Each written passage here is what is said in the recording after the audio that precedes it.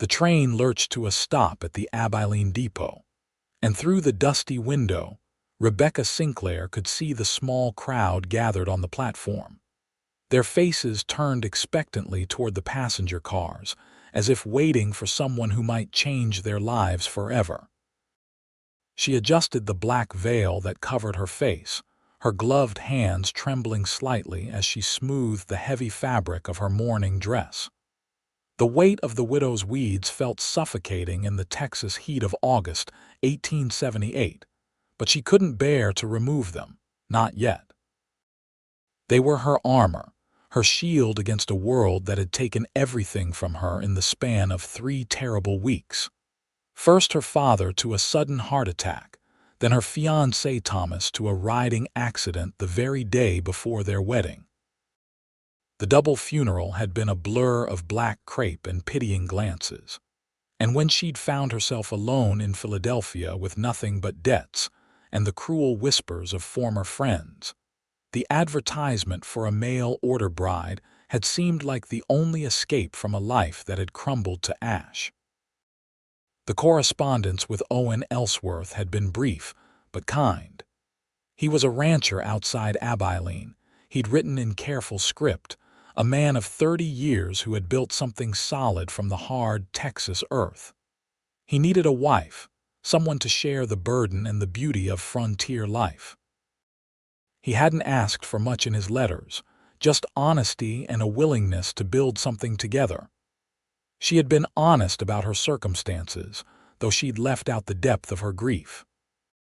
How could she explain in a letter that her heart felt like a stone in her chest, cold and heavy and utterly unmoved by the prospect of this new life? Rebecca descended the train steps carefully, her black skirts rustling against the wooden platform. She carried a single carpet bag, all that remained of her former life. Around her, the reunion of families and friends played out with joyful exclamations, but she stood apart, a dark figure against the bright afternoon sun. Mrs. Sinclair. The voice was deep and gentle, and Rebecca turned to see a tall man approaching her with his hat in his hands. He had sun-bronzed skin and dark hair that curled slightly at his collar, and his eyes were the color of sage in summer. There was something solid about him, something that spoke of quiet strength and patience. Owen Ellsworth, she realized with a sudden tightness in her chest. Miss Sinclair, she corrected automatically, then added softly, "I never married." Owen's gaze took in her mourning clothes with understanding, and his expression softened. "I'm sorry for your loss, Miss Sinclair. Thank you for making the journey despite everything." She nodded, not trusting her voice. What could she say? That she'd come because she had nowhere else to go. That she was a hollow shell of a woman who could barely remember what happiness felt like. "I have the wagon just over here," Owen said, gesturing toward a sturdy vehicle hitched to 2 horses. "It's about an hour's ride to the ranch. I hope you don't mind the dust." "I don't mind," Rebecca said, her voice barely above a whisper. Owen helped her into the wagon with careful courtesy, his hands steady as he assisted her. He placed her bag in the back and climbed up beside her, taking the reins with practiced ease. As they pulled away from the depot, Rebecca felt the eyes of the townspeople on her black dress, heard the whispers that followed them down the main street of Abilene. The town itself was smaller than she'd expected, a collection of wooden buildings lining a wide dirt road. She could see a general store, a saloon, a church with a white steeple, and various other establishments that spoke of a community still finding its footing in the vast Texas landscape. Beyond the town, the land stretched out in rolling plains dotted with mesquite and live oak, the grass golden in the late summer heat. They rode in silence for several minutes before Owen spoke again. "I want you to know, Miss Sinclair, there's no rush for anything. I know the circumstances that brought you here were difficult. My letters might have spoken of marriage, but I'm a patient man. When you're ready, I'll be here." Rebecca turned to look at him, surprised by the kindness in his words. His eyes were fixed on the road ahead, but there was a sincerity in his profile that made her throat tighten with unexpected emotion. "I don't know when I'll be ready," she admitted, her voice catching. "I don't know if I'll ever be the wife you hoped for." "I hoped for an honest woman," Owen said simply. "Someone who would tell me the truth, even when it's hard. Seems to me you've already fulfilled that hope." They fell silent again, and Rebecca watched the landscape change as they traveled. The flat plains gave way to gentler hills, and she could see cattle grazing in the distance, their forms dark against the pale grass. The sky was impossibly wide here, bigger than any sky she'd seen in Philadelphia, and the heat pressed down like a physical weight. The ranch appeared gradually, first as a windmill turning lazily against the horizon, then as a cluster of buildings nestled in a small valley. The main house was built of rough-hewn timber with a wide porch that wrapped around the front and side. It was modest but well-maintained, with curtains visible in the windows and flower boxes that someone had planted with wildflowers. Beyond the house stood a barn, a chicken coop, and several other outbuildings that spoke of a working ranch. "It's not much," Owen said as they approached, "but it's home. I built most of it myself over the past 6 years." "It's lovely," Rebecca said, and was surprised to find she meant it. There was something appealing about the simple honesty of the place, the way it sat comfortably in the landscape as if it belonged there. Owen helped her down from the wagon and carried her bag to the porch. "I've prepared the main bedroom for you," he said. "I'll be staying in the bunkhouse with my foreman, Charlie. He's out checking the south fence line today, but you'll meet him at supper." Rebecca felt a rush of relief mixed with something she couldn't quite name. Privacy, she realized. He was giving her space to grieve, to adjust, to become whoever she needed to be in this new place. "Thank you," she said softly. Owen opened the door and led her inside. The main room was simple but comfortable, with a stone fireplace, a worn sofa, and a kitchen area with a cast iron stove. Everything was neat and clean, though clearly arranged by a man's practical hand rather than a woman's decorative touch. He showed her to the bedroom, which held a large bed covered with a colorful quilt, a dresser, and a washstand with a china pitcher and basin. "I'll let you get settled," Owen said from the doorway. "There's water in the kitchen if you need to freshen up. Supper will be around 6. Just come out when you're ready." He closed the door gently behind him, and Rebecca sank onto the bed, her hands still clutched in her lap. The room was quiet except for the distant lowing of cattle and the creak of the windmill. She looked down at her black dress, at the heavy fabric that announced her mourning to the world, and felt tears slide down her cheeks for the first time since she'd left Philadelphia. She cried quietly, letting the grief wash over her in waves. Thomas's face came to her unbidden, his laughing eyes and easy smile, the way he'd promised her a life of comfort and love in Philadelphia society. Her father's voice echoed in her memory, reading to her from his favorite books in their library. All of it was gone now, swept away like dust in a Texas wind. Eventually, the tears stopped, leaving her feeling hollow but somehow lighter. She stood and unpacked her few belongings, hanging her 2 other black dresses in the wardrobe and arranging her toiletries on the dresser. Everything she owned fit in that small space, a life reduced to its bare essentials. When she finally emerged from the bedroom, the sun was lower in the sky, painting the landscape in shades of gold and amber. Owen was on the porch, and she could hear the sound of him working, the rhythmic thunk of an axe splitting wood. She walked to the window and watched him for a moment, noting the easy strength in his movements, the way his shirt stretched across his shoulders with each swing. Another man rode up on horseback, dismounting with the fluid grace of someone who'd spent most of his life in the saddle. He was older than Owen, perhaps 50, with gray threading through his dark hair and a weathered face that spoke of years under the sun. "That's Charlie Mason," Owen said, appearing in the doorway behind her. Rebecca startled, not having heard him approach. "He's been with me since I started the ranch.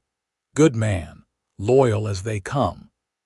Owen stepped outside to greet Charlie, and Rebecca watched as the two men spoke in low tones.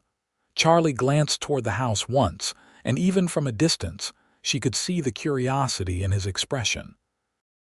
Owen said something that made Charlie nod slowly, and then both men headed toward the house. Rebecca smoothed her skirts nervously as they entered. Charlie removed his hat immediately, his eyes kind as they took in her mourning clothes. "Miss Sinclair, this is Charlie Mason." "Charlie, Rebecca Sinclair." "Pleased to meet you, madam," Charlie said, his voice rough but gentle. "Welcome to the Ellsworth Ranch." "Thank you," Rebecca said quietly. "I'll get supper started," Owen said, moving toward the kitchen area. "Charlie, why don't you tell Miss Sinclair about the cattle situation while I work?" As Owen began pulling out supplies, Charlie settled into one of the chairs by the fireplace, his weathered hands resting on his knees. "Well, madam, we've got about 300 head right now, which is good for a spread this size. Owen here has been building the herd steady-like, buying quality stock and breeding careful. This fall we'll be driving some to market in Fort Worth." Rebecca listened as Charlie talked about the ranch, about the challenges of frontier life and the satisfaction of building something lasting. His voice was soothing in its steadiness, and she found herself relaxing slightly, the tension in her shoulders easing. Supper was simple but well prepared. Beef stew with vegetables, fresh bread that Owen had clearly bought in town, and strong coffee. They ate at the wooden table, and Rebecca was surprised to find she had an appetite despite everything. The food was hearty and warming, nothing like the fancy meals she'd been accustomed to in Philadelphia, but satisfying in a different way. "This is very good," she said, and Owen looked pleased. "My mother's recipe," he said. "One of the few things I remember from childhood." "You're not from Texas originally?" Rebecca asked, curious despite herself. "Missouri," Owen said. "But I came out here after the war, wanted to build something new somewhere the past didn't hang quite so heavy." There was something in his tone that suggested his own losses, his own grief carefully tucked away. Rebecca wondered what he'd left behind in Missouri, what memories drove him to this hard land. After supper, Charlie excused himself to the bunkhouse, leaving Rebecca and Owen alone.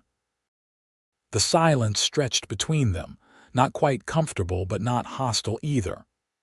Owen cleared the dishes while Rebecca sat uncertainly, unsure of her place in this new household.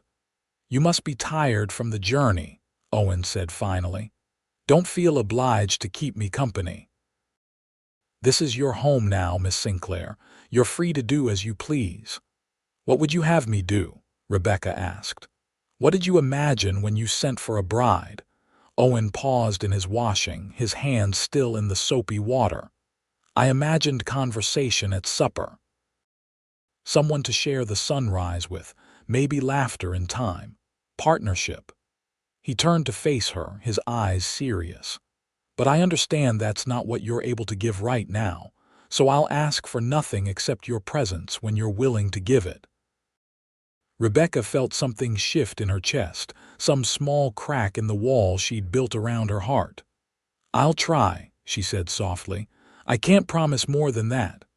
"That's enough," Owen said simply.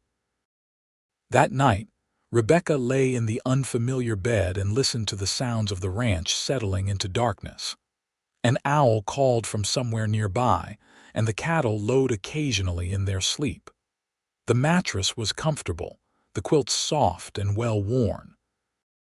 Through the window, she could see more stars than she'd ever imagined possible, scattered across the black sky like diamonds on velvet.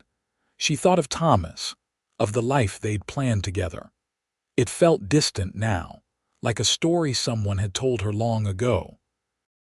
The grief was still there, a constant ache in her chest, but it felt different somehow in this vast open place. Less suffocating, as if there was room for it to exist without consuming her entirely. The next morning, Rebecca woke to the sound of roosters crowing and the smell of coffee. She dressed in another of her black dresses, arranging her hair in a simple style without the veil this time. When she emerged from the bedroom, Owen was already dressed and preparing breakfast. "Good morning," he said, looking up with a smile that reached his eyes. "I hope you slept well." "I did, surprisingly," Rebecca admitted. "Better than I have in weeks." "Texas air," Owen said, "and distance from difficult memories." He served her eggs and bacon with more of the bread from the previous night toasted over the stove. They ate together as the sun rose, painting the landscape in shades of pink and orange. "I thought I'd show you around the ranch today," Owen said. "If you're feeling up to it. You don't have to, of course, but I think you might enjoy seeing the place." Rebecca considered. Part of her wanted to retreat back into the bedroom, to hide from this new life and nurse her grief in solitude. But another part, a part she'd thought dead, was curious about this place, about the man who'd built it with his own hands. "I'd like that," she said. Owen's face lit up with pleasure, and Rebecca realized it was the first time she'd seen him truly smile. It transformed his features, making him look younger, less careworn. After breakfast, Owen saddled 2 horses, a gentle mare for Rebecca and a larger gelding for himself.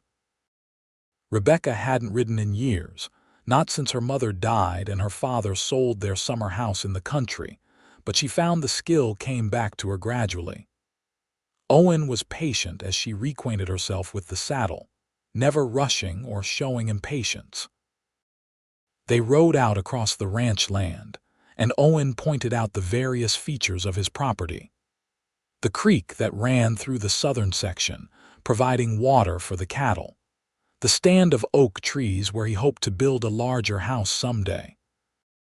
The fence lines that marked his boundaries, over 2,000 acres of Texas rangeland. "How did you acquire all this?" Rebecca asked as they paused on a rise overlooking the valley. "Saved my army pay during the war," Owen said. "Came out here and filed a homestead claim on 160 acres. Bought the rest over the years as I could afford it. It's taken time, but it's mine, free and clear." There was pride in his voice, the pride of a man who'd built something through his own effort and determination. Rebecca felt a stirring of respect for him, for this life he'd carved out of the wilderness. They returned to the ranch house around midday, and Owen showed her the kitchen garden he'd been attempting to maintain with Charlie's help. It was struggling in the heat, the plants wilted despite their efforts at watering. "I'm afraid I don't have much of a hand with growing things," Owen admitted. "Charlie's even worse. We've been living mostly on beef and whatever vegetables we can buy in town." "I could help with this," Rebecca heard herself say. "My mother taught me gardening. We had a small plot behind our house in Philadelphia." Owen looked hopeful. "Would you? I'd be grateful. Charlie and I have been threatening to plow it under and just buy everything, but it seems wasteful." Over the next few days, Rebecca found herself falling into a routine. She would wake early, dress in her morning clothes, and join Owen for breakfast. Afterward, while he and Charlie worked with the cattle or mended fences, she would tend the garden, coaxing the struggling plants back to life with careful watering and attention. The work was soothing, giving her hands something to do and her mind a respite from grief. Owen was true to his word, never pressing her for anything more than her presence. He would tell her about his day over supper, sharing stories about the ranch and the occasional trips to town. Charlie would join them most evenings, and Rebecca found herself enjoying the foreman's dry humor and steady presence. One evening, nearly 2 weeks after her arrival, Owen came in from the barn looking troubled. "Got word from town today," he said. "There's been some rustling in the area. Several ranchers have lost cattle." "Is that common?" Rebecca asked, concerned. "More common than I'd like," Owen admitted. "Most of the time it's just drifters looking to make quick money, but it can turn dangerous if they're cornered." "Will you go after them?" Owen shook his head. "Not unless they hit my herd. I'm not looking for trouble, just trying to protect what's mine. Charlie and I will take turns keeping watch at night for a while, just to be safe." That night, Rebecca lay awake listening to the sounds of the ranch, newly aware of how vulnerable they were out here. She thought of Owen, somewhere in the darkness, watching over his cattle and his land, watching over her too in his way. The realization made her feel something she hadn't felt since before Thomas died: safe. The weeks passed, and slowly, almost imperceptibly, the weight of Rebecca's grief began to lighten. She still wore her mourning clothes, still felt the ache of loss when she thought of her father or Thomas, but it no longer consumed her every waking moment. Instead, she found herself noticing other things: the way the light slanted through the kitchen window in the morning, the satisfaction of pulling weeds from the garden and seeing the plants flourish under her care, the low rumble of Owen's laugh when Charlie told a particularly good story. Owen himself remained patient and kind, never pushing for more than she could give. But Rebecca began to notice small things about him: the way his eyes crinkled at the corners when he smiled, the strength in his hands as he worked, the gentle way he handled the horses, speaking to them in a low voice that soothed their nerves. He was a good man, she realized. An honest man trying to build something worthwhile in a hard land. One morning in late September, Rebecca woke to find the temperature had dropped overnight. The oppressive heat of summer was finally breaking, and there was a hint of autumn in the air. She dressed and came out to find Owen building up the fire in the hearth. "First real cool morning we've had," he said. "Winter comes on fast out here. I'll need to start laying in firewood soon, making sure everything's ready." "Can I help?" Rebecca asked. Owen looked surprised but pleased. "If you'd like, I could use an extra pair of hands." They spent the day working together, Owen splitting logs while Rebecca stacked them against the side of the house. It was hard physical work, and by afternoon Rebecca's arms ached and her back was sore. But there was something satisfying about it, something real and tangible that felt far removed from the artificial social engagements that had filled her days in Philadelphia. "You're a hard worker," Owen said as they finished, admiration clear in his voice. "I needed something to do," Rebecca said honestly, "something to keep my hands busy and my mind occupied." "Is it helping?" Owen asked gently. "Being here, I mean." Rebecca considered the question carefully. "Yes," she said finally. "I think it is. I don't know if I'm healing exactly, but I'm not drowning anymore." "Does that make sense?" "Perfect sense," Owen said. "That's all I could hope for." That evening, after supper, Rebecca found herself lingering at the table instead of retreating to her bedroom. Owen was mending a bridle, his fingers working the leather with practiced skill, and she watched him in the lamplight. "Tell me about Missouri," she said suddenly. "About your life before you came here." Owen's hands stilled for a moment before resuming their work. "Not much to tell. I was born on a small farm, youngest of 4 boys. When the war came, we all enlisted. I was the only one who came back." "I'm sorry," Rebecca said softly. Owen nodded slowly. "It was a long time ago.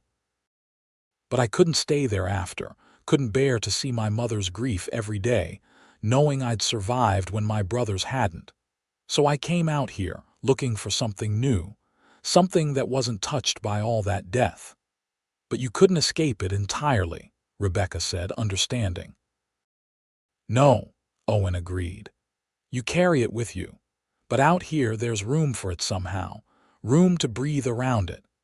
They sat in comfortable silence for a while, and Rebecca felt a kinship with this man who understood grief, who had carried his own losses across half a country looking for peace.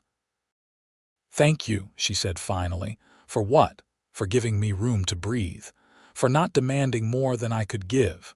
For those words at the train station, when you're ready, I'll be here. Owen looked up from his work, his eyes meeting hers in the lamplight. I meant them, Rebecca, I still do. It was the first time he'd used her given name, and the sound of it on his lips made her heart beat faster. She stood abruptly, suddenly nervous. I should turn in. Good night, Owen. Good night, Rebecca. She lay awake long into the night, thinking about the man in the bunkhouse, about his patience and his kindness, and the way her name had sounded in his voice. Something was changing inside her, some ice beginning to thaw, and it frightened her even as it filled her with a tentative hope. October arrived, bringing cooler temperatures and the first real signs of autumn. The grass turned from gold to brown, and the trees along the creek began to show touches of red and orange. Rebecca had taken over most of the cooking, discovering that she enjoyed creating meals from the simple ingredients available. Owen and Charlie praised her efforts extravagantly, and she found herself taking pleasure in their satisfaction. One afternoon, Owen came in from town with supplies and a package wrapped in brown paper. "This came for you," he said, handing it to Rebecca. "From Philadelphia." Rebecca took the package with trembling hands, recognizing her old friend Margaret's handwriting on the label. She opened it carefully to find a letter and a small bundle of photographs from her life before. There was one of her father in his library, one of her and Thomas at a garden party, and several of her mother from years ago. She read Margaret's letter with tears streaming down her face.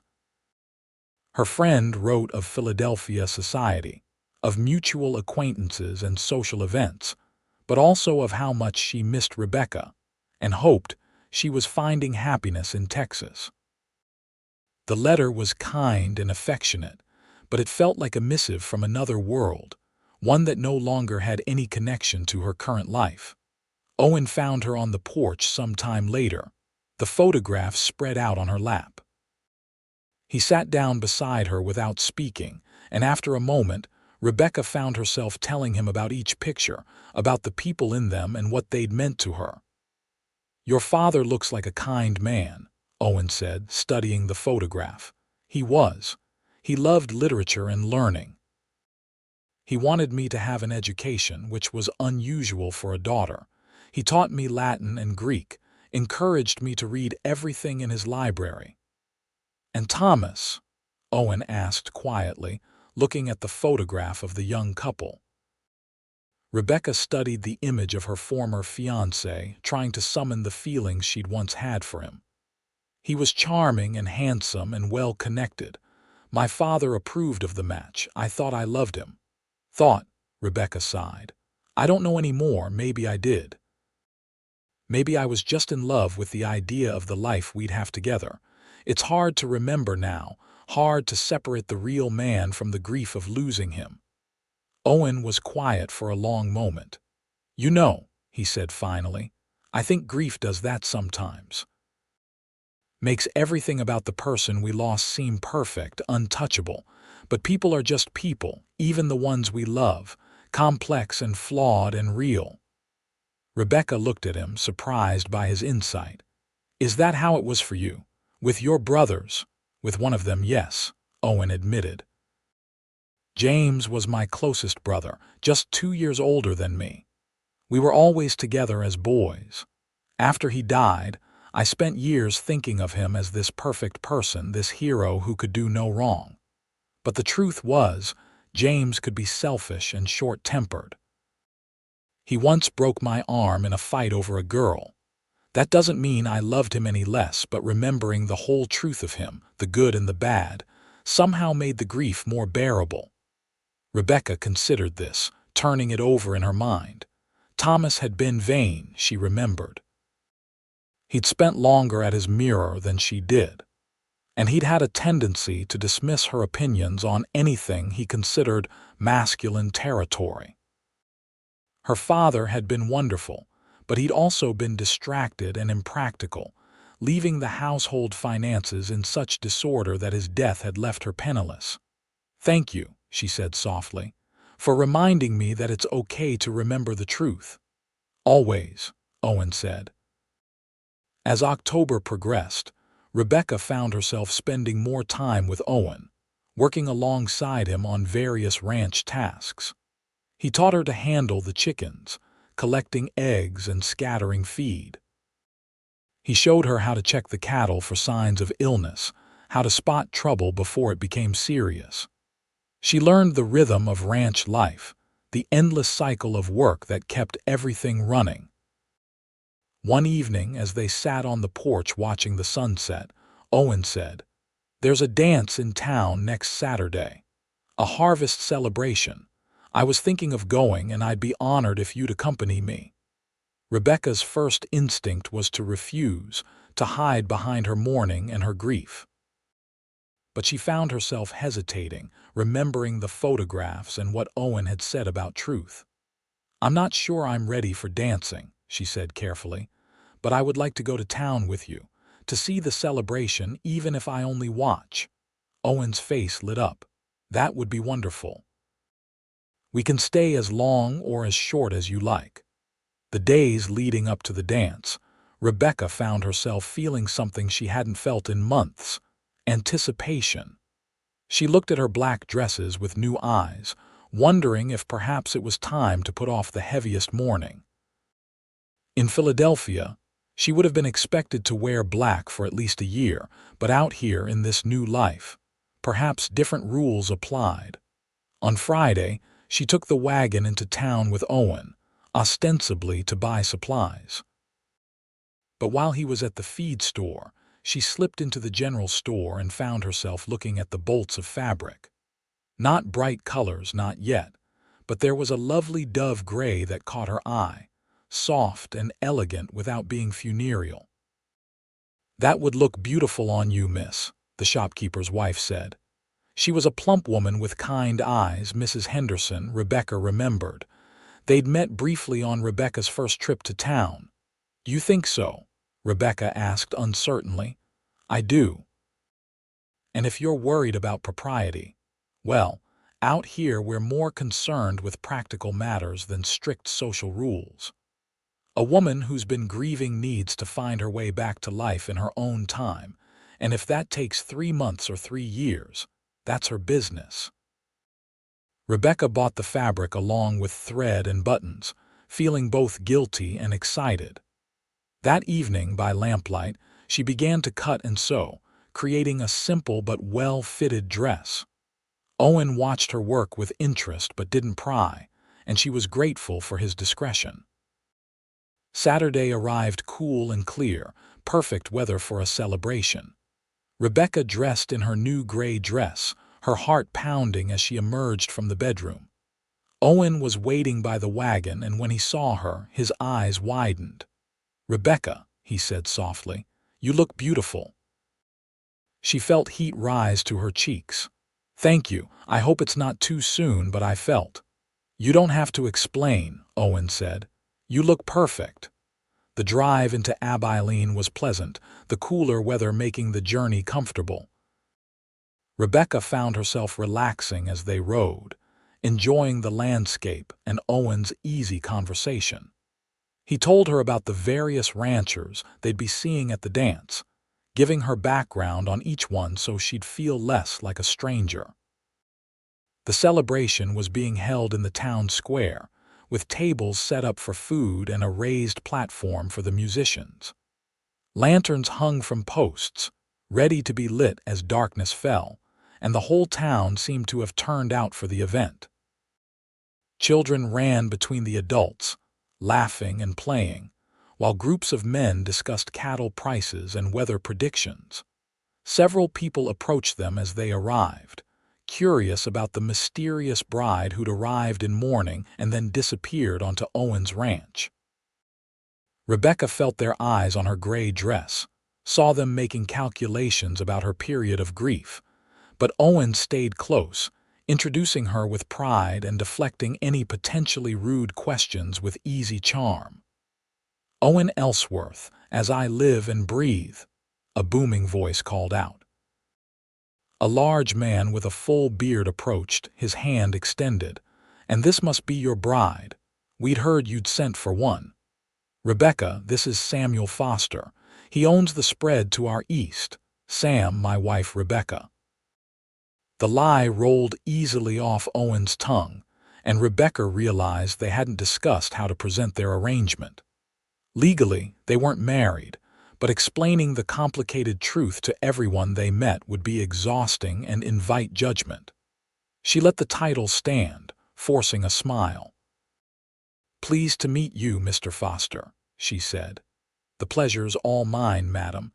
Owen's been alone out there too long. Good to see him with a proper wife at his side." More introductions followed, and Rebecca found herself overwhelmed by the number of people and names. But Owen stayed close, his hand occasionally touching the small of her back in a gesture that felt protective and reassuring. When the music started, couples began to move toward the dance floor, but Owen led her to a quiet spot where they could watch. "Thank you," Rebecca said, "for not pressuring me to dance. I told you when you're ready I'll be here. That applies to dancing as much as anything else." They watched as the other couples swirled and spun, the women's skirts flaring out in colorful bursts. The music was lively, played by a fiddle, guitar, and accordion, and Rebecca found her foot tapping along with the rhythm. Beside her, Owen swayed slightly, and she realized he wanted to dance but was holding back for her sake. "You should dance," she said impulsively. "I'm sure there are ladies who would welcome a partner." Owen shook his head. "I came here with you. I'm not leaving you alone just to dance with someone else." Something warm bloomed in Rebecca's chest at his words. They sat together, sharing the plate of food Owen had gotten from the community table, watching the celebration unfold around them. As the sun set and the lanterns were lit, the scene took on a magical quality, the golden light casting everything in warm tones. "Owen Ellsworth, you old dog," another voice called out. A young woman approached, pretty and blonde with a calculating look in her eyes. "Are you going to introduce me to your mysterious bride, or do I have to do it myself?" "I'm Catherine Morris," she said, turning to Rebecca without waiting for Owen's response. "My father owns the bank in town."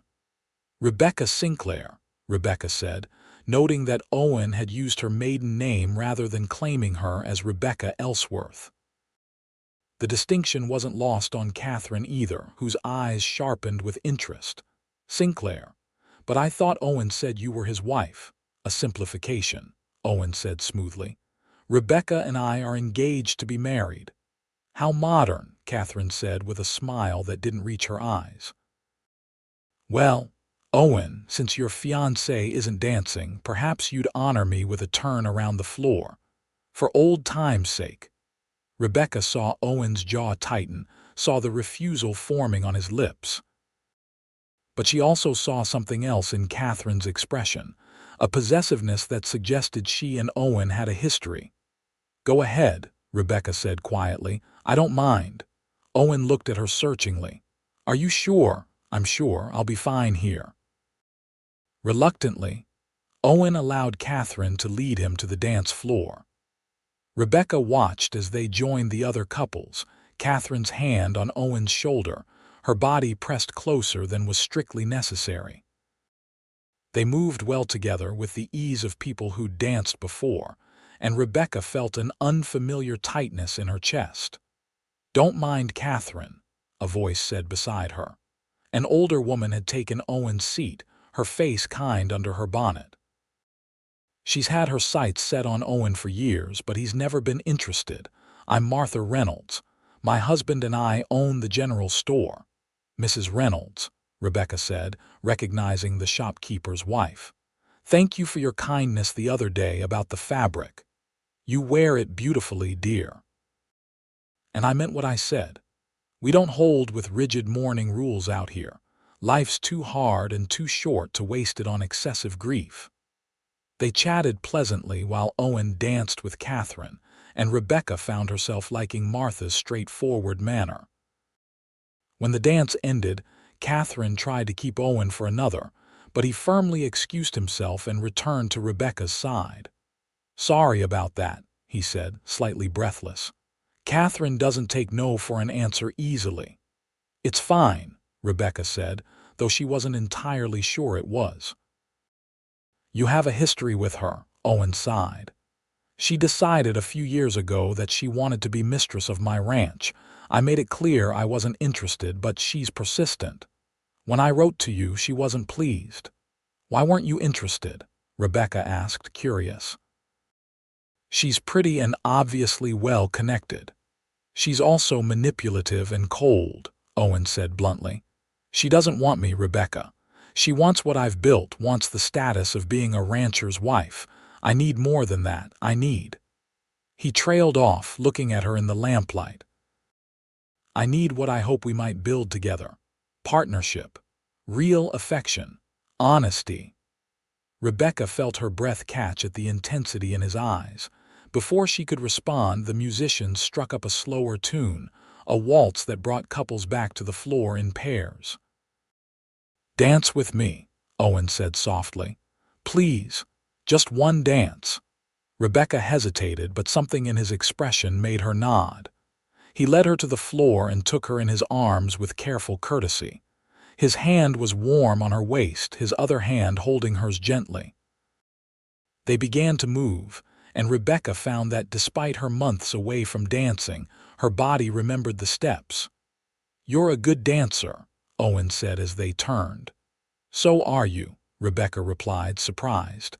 I wouldn't have expected a rancher to know how to waltz. My mother insisted all her boys learn properly. She said it was a mark of civilization, even on the frontier. They danced in silence for a moment, and Rebecca became acutely aware of how close they were, of the strength in Owen's arms and the steady beat of his heart that she could almost feel through their clothes. Around them, the other couples swirled, but she found herself focused only on him, on the way his eyes never left her face.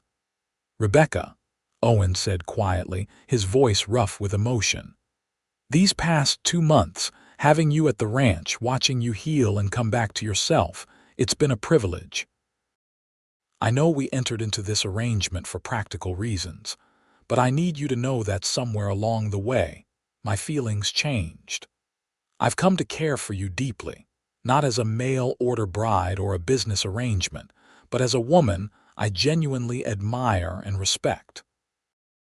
Rebecca's heart was pounding so hard she was sure he could hear it. Owen, you don't have to say anything, he continued. I'm not asking for declarations or promises. I just needed you to know the truth of how I feel. Because I meant what I said that first day. When you're ready, I'll be here. I'll wait as long as it takes. The waltz ended and couples began to separate, but Rebecca and Owen stood still for a moment, caught in the intensity of the moment. Then Catherine appeared at Owen's elbow, her smile brittle. My, that looked intimate, she said sweetly. Rebecca, dear, you should be careful. Owen has quite a reputation as a heartbreaker. That's enough, Catherine, Owen said firmly. I'm just looking out for her interests, Catherine insisted. After all, she's new to Abilene. She should know what kind of man she's getting involved with. I know exactly what kind of man he is, Rebecca heard herself say, her voice steady despite her racing heart. He's honorable and kind and patient, everything a woman could ask for. Catherine's smile faltered, and she turned on her heel and stalked away. Owen looked at Rebecca with wonder and gratitude, and she felt heat rise to her cheeks. Thank you, he said softly. I only spoke the truth, Rebecca replied. They stayed at the dance for another hour, but Rebecca was ready to leave when Owen suggested heading home. The ride back to the ranch was quiet, both of them lost in thought. The moon was bright enough to light the road, and the stars stretched overhead in their usual profusion. When they arrived home, Owen helped Rebecca down from the wagon, his hands lingering on her waist for just a moment. "Thank you for coming tonight," he said. "It meant a lot to me having you there." "Thank you for inviting me," Rebecca said. "I enjoyed it more than I expected to." They stood in the moonlight, neither quite ready to part. Finally, Owen stepped back. "Good night, Rebecca." "Good night, Owen." But as Rebecca lay in bed that night, she couldn't sleep. Her mind kept replaying the dance, the feeling of being in Owen's arms, the sincerity in his eyes when he'd told her his feelings had changed. She realized with a start that her own feelings had been changing too, slowly and quietly, like the turning of the seasons. She'd been so focused on her grief, on the life she'd lost, that she hadn't noticed the new life taking root inside her. She cared for Owen, maybe more than cared. The realization should have felt like a betrayal of Thomas, of her father, of her old life. But instead, it felt like coming home. The next morning was Sunday, and Owen asked if she'd like to accompany him and Charlie to church in town. Rebecca agreed, dressing carefully in her gray dress. The small church was packed with ranching families, and Rebecca found herself welcomed warmly by several of the women she'd met at the dance. The service was simple but heartfelt, the young minister preaching about forgiveness and new beginnings. Rebecca found herself listening intently, wondering if the sermon was somehow meant for her. Afterward, they were invited to Sunday dinner at the Reynolds home, along with several other families. The afternoon was pleasant, filled with good food and easy conversation. Rebecca found herself relaxing further, beginning to feel like she might actually belong in this community. She watched Owen interacting with the other ranchers, saw the respect they had for him, the way he listened carefully to their concerns and offered thoughtful advice. "You've got a good man there," Martha Reynolds said quietly as they helped clear the dishes. "Owen Ellsworth is one of the finest people in this county. He's been alone too long." "We're not actually married yet," Rebecca admitted.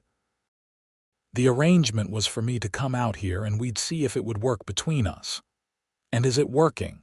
Martha asked with a knowing smile. Rebecca felt herself blush. "Yes, I think it is." "Then what are you waiting for? Life's too short for hesitation, dear. If you found something good, hold on to it." The words stayed with Rebecca on the ride home. What was she waiting for? Her mourning period wasn't officially over, but as Mrs. Reynolds had said, frontier life didn't hold with strict social rules. Thomas had been dead for nearly 4 months now, her father even longer. Would they want her to be happy? She thought they would. That evening, after Charlie had gone to the bunkhouse, Rebecca found Owen on the porch, watching the sunset as had become their habit. She sat beside him, her hands folded in her lap. "Owen," she said carefully, "when you asked me to marry you in your letters, you were offering me a practical arrangement, a solution to my circumstances." "I was," Owen agreed, his voice cautious. "But things have changed," Rebecca continued. "At least for me. I've come to realize that I care for you not as a benefactor or a practical solution, but as a man. As someone I could build a life with, a real life, not just an arrangement." Owen turned to look at her, hope dawning in his eyes. "Rebecca, are you saying?" "I'm saying I'm ready," Rebecca said, her voice growing stronger. "You told me when I was ready you'd be here. Well, I'm ready. I want to be your wife, truly your wife. I want to build something together, not because I have no other options, but because I choose you." Owen reached for her hand, his fingers intertwining with hers. "Are you sure? I don't want you to feel rushed or pressured." "I'm sure," Rebecca said firmly. "These past 2 months you've given me space to grieve and heal. You've shown me kindness without expectation, patience without condition. You've let me find my way back to myself, and in doing so, you've shown me what real love looks like, not the romantic fantasy I had with Thomas, but something deeper and more real. Owen lifted her hand to his lips and kissed it gently. You've brought life back to this ranch, Rebecca. Back to me. I meant what I said at the dance. I care for you deeply. I think I've been falling in love with you almost since the moment you stepped off that train in your mourning clothes. Then let's not wait, Rebecca said. Let's make this real. Owen pulled her close, and for the first time he kissed her. It was gentle and sweet, full of promise and hope. Rebecca felt something inside her unlock, some final piece of her grief releasing its hold. She wasn't forgetting Thomas or her father, but she was choosing to live again, to embrace this new life with this good man. They were married the following Saturday in the same small church, with Martha and Samuel Reynolds standing as witnesses. Rebecca wore a dress she'd sewn herself, a soft blue that reminded her of the Texas sky. Owen wore his best suit, his hair neatly combed, his eyes never leaving her face as they spoke their vows. The minister pronounced them man and wife, and when Owen kissed her, the small congregation applauded. Rebecca felt tears slip down her cheeks, but they were tears of joy rather than sorrow. They held a small celebration at the ranch, with Charlie and a few close neighbors in attendance. Martha had baked a cake, and Samuel provided whiskey for toasts. As the sun set on their wedding day, Rebecca stood on the porch with Owen's arm around her waist, watching their guests depart. "Happy?" Owen asked softly. "Happier than I ever thought I could be again," Rebecca admitted. That night, when they finally retired to their bedroom together, Rebecca felt nervous but also certain. Owen was gentle and patient, and their coming together felt like a natural extension of the partnership they'd been building. Afterward, lying in his arms, Rebecca felt complete for the first time in months. The winter passed in a blur of contentment. Rebecca had never worked so hard in her life, but she'd also never felt so satisfied. She and Owen developed a rhythm, each learning the other's habits and preferences. They would wake early and work through the day, then spend the evenings together by the fire, talking or reading or simply enjoying each other's presence. Charlie had moved into his own small cabin on the property, giving the newlyweds privacy. He seemed pleased by the marriage, often commenting that he'd never seen Owen so happy or the ranch running so smoothly. In February, a late cold snap brought freezing temperatures and even a rare snow. Owen worked tirelessly to protect the cattle, and Rebecca kept the house warm and made sure hot food was always ready. One particularly cold night, after Owen had spent hours out checking on the herd, he came in nearly frozen. Rebecca heated water for a bath and helped him out of his ice-crusted clothes, her concern evident. "You're going to make yourself sick," she scolded gently as she wrapped him in blankets. "Can't lose the herd," Owen said through chattering teeth. "We've worked too hard to build it up." "And I can't lose you," Rebecca said firmly. "The cattle aren't worth your life, Owen." He looked at her with such love that it took her breath away. "I promise to be more careful," he said. "I have more to live for now than I did before." Spring arrived gradually, bringing warmer temperatures and new grass. The cattle that had survived the winter looked healthy, and Owen's careful management during the cold months paid off. He and Charlie began planning for the fall cattle drive to Fort Worth, discussing which steers to take and which to keep for breeding. In April, Rebecca realized she'd missed her monthly courses. At first, she thought it was just the change in her life, the physical labor and different diet. But when a second month passed, she could no longer deny the truth. She was carrying Owen's child.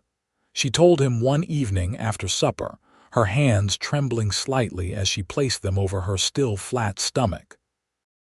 Owen's face went through a series of expressions: shock, wonder, and finally pure joy. "A baby," he breathed. "Rebecca, we're going to have a baby."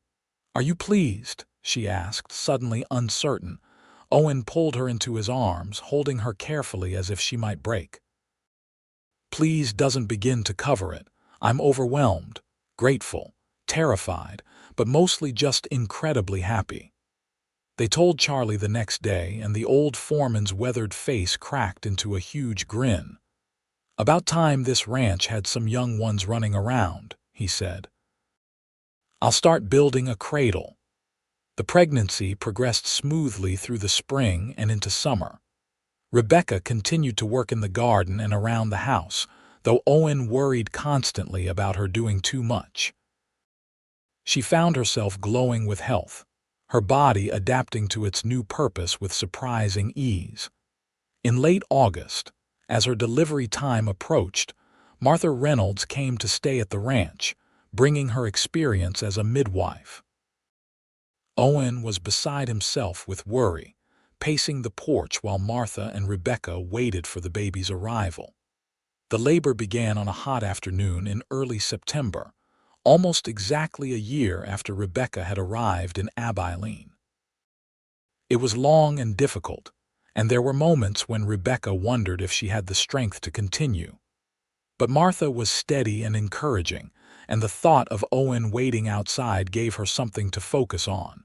Finally, just as the sun was setting, their son was born.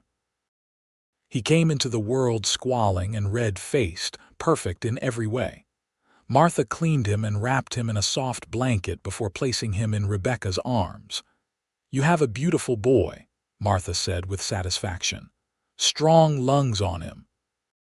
Owen was brought in, and Rebecca would never forget the expression on his face when he saw his son for the first time. He approached the bed slowly, almost reverently, and when Rebecca placed the baby in his arms, tears streamed down his face. "He's perfect," Owen whispered. "You're both perfect." They named him James, after Owen's brother, with the middle name of Thomas. It felt right to honor both their pasts while celebrating their future. Little James was a good baby, healthy and strong, and both parents doted on him shamelessly. The fall cattle drive went ahead as planned, with Charlie leading it while Owen stayed home with Rebecca and the baby. It was successful, bringing in enough money to make improvements to the ranch and set aside savings. Owen used some of the proceeds to buy Rebecca a piano from a family leaving the territory, knowing how much she'd missed music.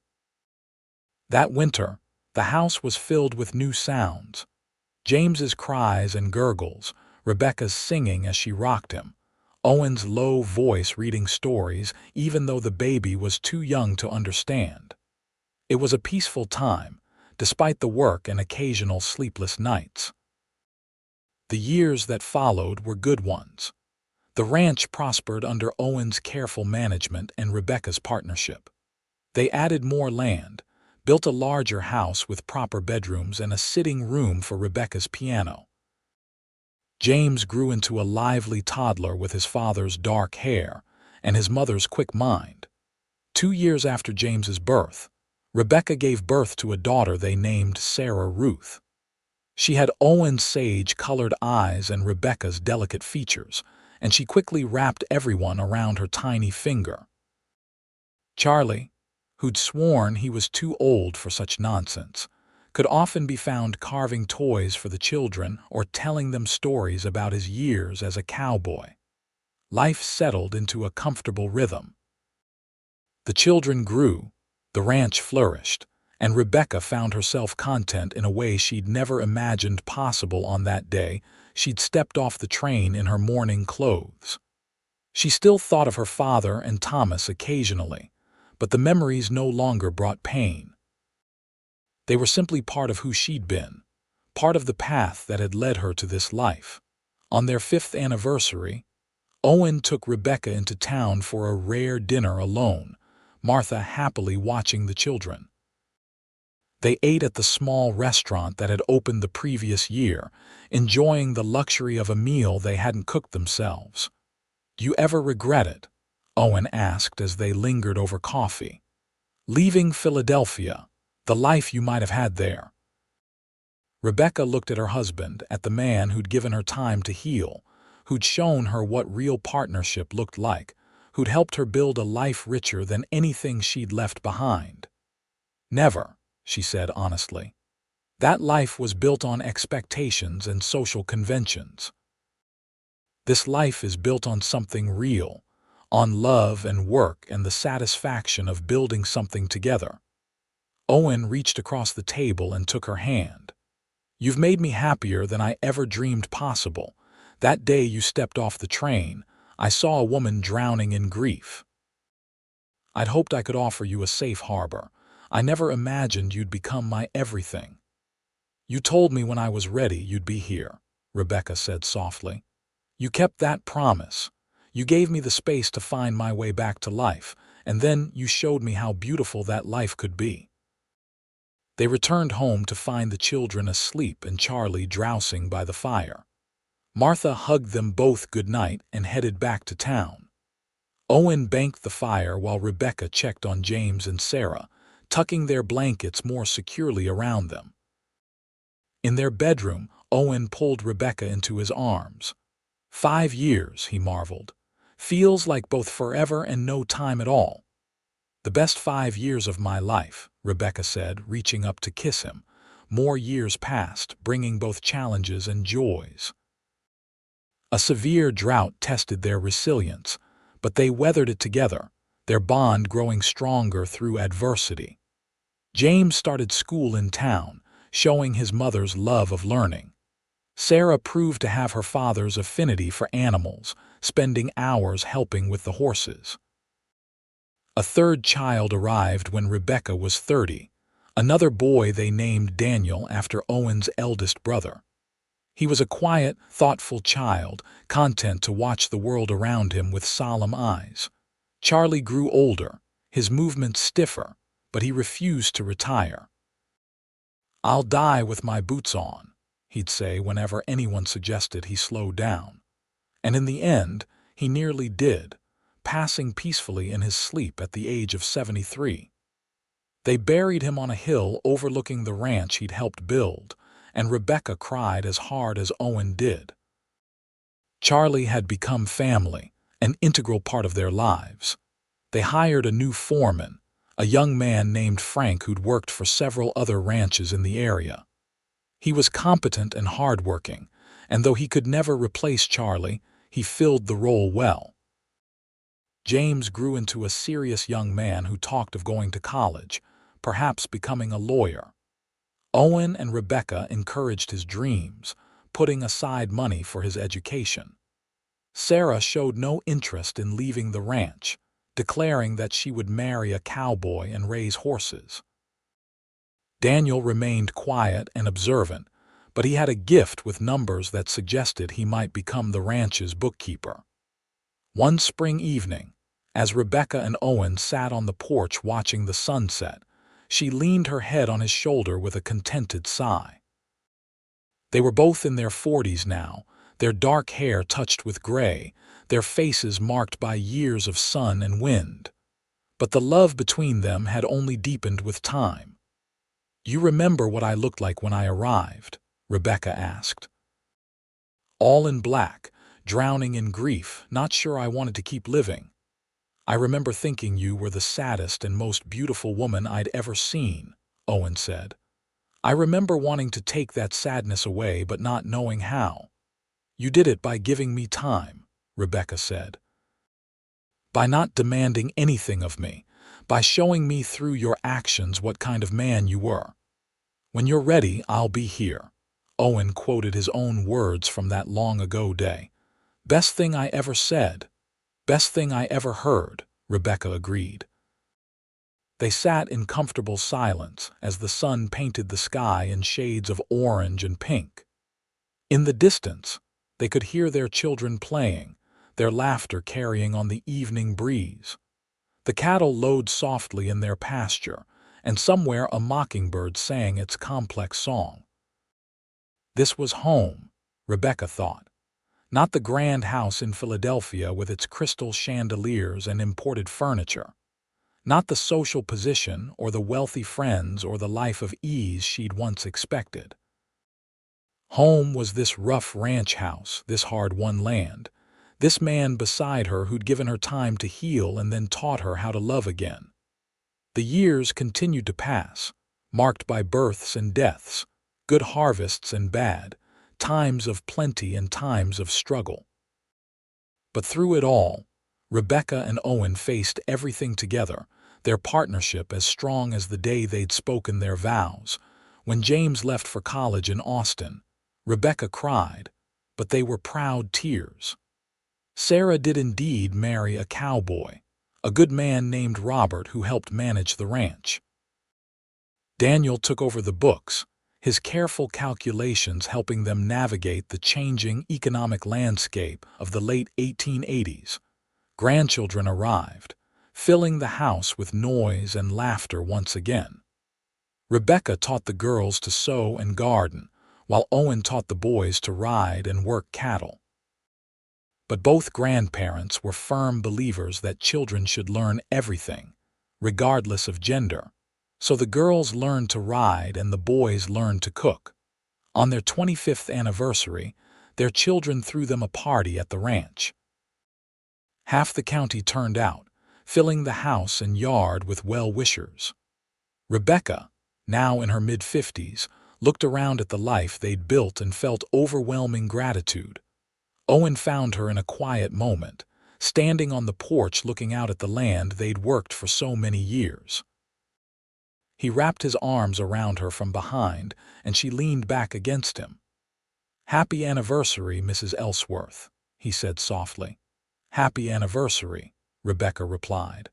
"Thank you for being patient with a grieving woman in mourning clothes all those years ago." "Thank you for choosing life," Owen said. "For choosing me. For building this beautiful life with me." They stood together as the party continued around them, two people who'd found each other in unlikely circumstances and built something lasting. The wind blew across the Texas plains, carrying the scent of grass and cattle and home. Rebecca thought back to that frightened, grieving woman who'd stepped off the train in Abilene so many years ago. She'd been convinced her life was over, that she'd never feel joy or hope again. But Owen had given her the greatest gift: time. Time to heal, time to find herself, time to discover what real love looked like. And when she'd been ready, he'd been there, just as he'd promised. That was the gift that kept on giving through all the years of their marriage. Owen's steadiness, his patience, his unwavering love. It had seen them through grief and joy, hardship and triumph, the ordinary moments and the extraordinary ones. As the sun set on their anniversary celebration, Rebecca looked up at her husband and smiled. "I love you," she said simply. "I love you too," Owen replied. "Always have, always will." The years continued their steady march.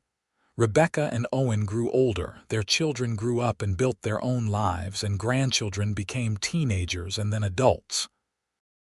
The ranch remained in the family, passed down through generations, a testament to everything they'd built together. When Rebecca was 68, Owen fell ill with pneumonia during a harsh winter. For days, she nursed him carefully, refusing to leave his side. The doctor came from town, but there was little he could do except make Owen comfortable. Rebecca held her husband's hand through the long nights, remembering all the years they'd shared. "Don't you dare leave me, Owen Ellsworth," she said fiercely one night when his fever was at its worst. "We have more sunsets to watch together." Owen opened his eyes and managed a weak smile. "Stubborn woman," he whispered. "That's why I love you." "Then fight," Rebecca insisted. "Fight to stay with me," and he did. Slowly, painfully, Owen recovered. By spring, he was back on his feet, though he moved more carefully now, acknowledging his age. They celebrated his recovery with a quiet dinner, just the two of them, holding hands across the table like young lovers. More years passed, precious now in their dwindling number. They spent their days in gentle pursuits, taking slow walks around the ranch, sitting on the porch watching their great-grandchildren play. Rebecca's hair was completely white now, Owen's too, and their faces were deeply lined. But when they looked at each other, they still saw the people they'd been. The grieving woman in mourning clothes and the patient rancher who'd promised to wait. On a warm evening in early September, exactly 40 years after Rebecca had first arrived in Abilene, they sat together on the porch. The sunset was particularly beautiful, painting the sky in brilliant colors. 40 years, Rebecca marveled. Has it really been that long? Best 40 years of my life, Owen said, his voice a bit raspy with age but still warm. Mine too, Rebecca agreed. She turned to look at him, this man who'd given her everything. Thank you, Owen, for that day at the train station when you looked at a broken woman and saw someone worth waiting for. Thank you for letting me wait, Owen replied, for trusting me enough to heal, for choosing to live again. They sat in comfortable silence as the sun disappeared below the horizon, their hands clasped together. Around them, the ranch hummed with life. Their children and grandchildren and great-grandchildren, the cattle, the horses, everything they'd built together from nothing but hope and hard work and love. Rebecca thought about the journey that had brought her here, from the grief-stricken woman who'd boarded that train in Philadelphia to the content, fulfilled woman she was now. It hadn't been an easy path, but it had been the right one. Owen had shown her that healing was possible, that life after loss could be beautiful, that love could be found in the most unexpected places. "When you're ready, I'll be here," she quoted softly. "You kept that promise every day of our marriage." "And I always will," Owen said firmly, despite their advanced years. As night fell over the Texas plains and stars began to appear in the darkening sky, Rebecca and Owen remained on their porch, two people who'd found each other at just the right moment. They'd built a life together that would continue long after they were gone, in the children and grandchildren who would carry on the ranch, in the love that had sustained them through 4 decades, in the story of a mail-order bride who arrived in mourning and found not just a new life, but a true home. The mourning clothes were long gone, replaced by years of joy and partnership.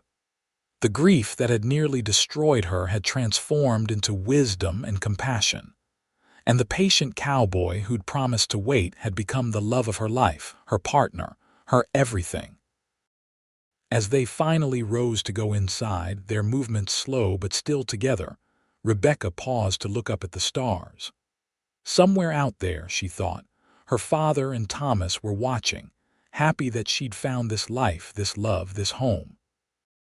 She sent them a silent thank you for leading her here, even through the pain. Owen held the door for her, and they walked inside together, into the home they'd built, into the warmth of a life well lived, into the peaceful contentment of a love that had stood the test of time. The door closed softly behind them, and the ranch settled into night, secure in the knowledge that tomorrow the sun would rise again on this patch of Texas land where two souls had found each other and built something that would last forever.